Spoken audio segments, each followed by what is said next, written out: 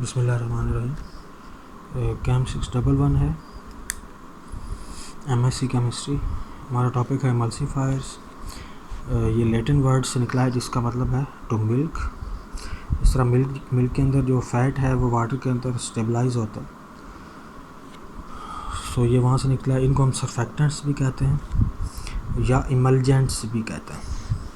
Emulsifier ऐसी substance होती है जो कि lowers the interfacial tension to immiscible liquids में इंटरफेशियल टेंशन को कम करके इमल्शन को स्टेबलाइज करती है बाय इंक्रीजिंग काइनेटिक स्टेबिलिटी। यानी ऐसी सब्सटेंस, जिस तरह आप ऑयल और वाटर को ले लें, तो ऐसी सब्सटेंस जो ऑयल को वाटर के अंदर स्टेबल करने में मदद करेगी ड्रॉपलेट्स को, ऑयल के ड्रॉपलेट्स को, वो इमल्सीफायर कहलाएगा। जिस तरह सोप्स होते हैं या डिटर्जेंट्स होते हैं या डिफरेंट कंपाउंड्स होते हैं, वो इमल्सीफायर्स कहलाते हैं। क्लासिफिकेशन के तौर पर यहाँ पर ये सरफेक्टेंट्स हैं, सोप्स, लेसिथिन, डिटर्जेंट्स वगैरह, ये सारे। लेसिथिन जो है ये एग यॉक के अंदर पाया जाता है, जर्दी के अंदर, सो ये इमल्सीफायर के तौर पर यूज़ हो सकता है। लायोफिलिक कोलाइड्स होते हैं, फाइनली डिवाइडेड सॉलिड पार्टिकल्स, यानी ऐसे पार्टिकल्स जो दो डिफरेंट टाइप के लिक्विड्स को एक दूसरे के अंदर स्टेबल कर दें, यानी एक ड्रॉपलेट, एक टाइप के लिक्विड के ड्रॉपलेट को दूसरे के अंदर स्टेबल कर दें, तो सॉलिड पार्टिकल्स भी इमल्सीफायर हो सकते हैं। जिस तरह मुख्तलिफ कार्बोनेट्स होते हैं या पॉलीमेरिक मटेरियल्स। ये हमारे पास एग्जांपल है hydroxy propyl methyl cellulose. Examples के तौर पर एग यॉक है, एग यॉक के अंदर लेसिथिन प्रोटीन पाया जाता है, जिस तरह यहाँ पे हमने देखा था। सो ये इमल्सीफायर के तौर पर हो सकता है यूज़।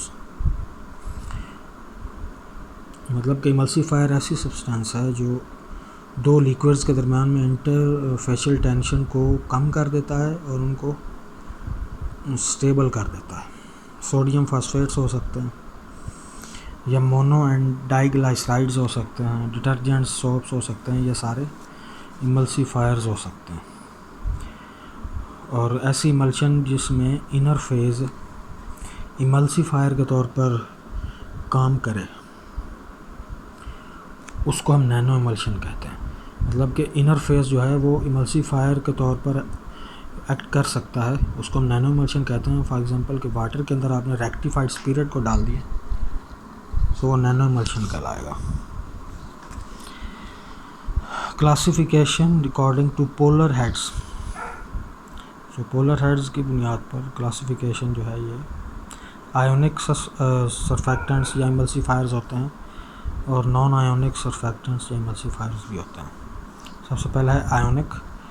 आयोनिक ऐसे इमल्सीफायर्स होते हैं जो सरफेक्टेंट्स होते हैं जो डिसोसिएट हो जाते हैं वाटर के अंदर।